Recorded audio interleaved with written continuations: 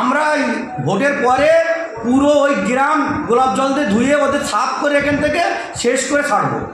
আমি বলতে চাইছি যে আগে নওশাদ সিদ্দিকী যে ঘরে থাকতো সেই ঘরটা আগে ভালো করে গোলাপ পানি দিয়ে ধুয়ে দে, না তো ওখানকার মানুষ শান্তিতে থাকতে পারবে না। আর ওরা যে গোলাপ জল দিয়ে ধুচ্ছে তো ভোটের পরে কে কোথায় যায় শুধু লক্ষ্য রাখতে রাখতে।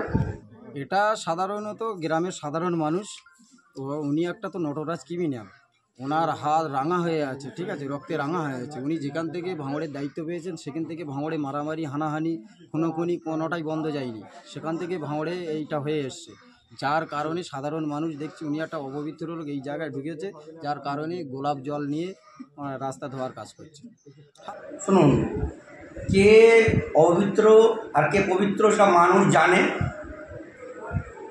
শওকত মোল্লা কী জিনিস আর নওশাদ সিদ্দিক কী জিনিস সেটা মানুষ জানে। নওশাদ সিদ্দিক একটা মেয়েকে বিয়ের প্রতিশ্রুতি দিয়ে দীর্ঘ 3 বছর তার সঙ্গে মেলামেশা করেছে এবং তাকে আর বিয়ে করেনি। আমি বলতে চাইছি যে আগে নওশাদ সিদ্দিকী যে ঘরে থাকতো সেই ঘরটা আগে ভালো করে গোলাপ পানি দিয়ে ধুয়ে দে, না তো ওখানকার মানুষ শান্তিতে থাকতে পারবে না।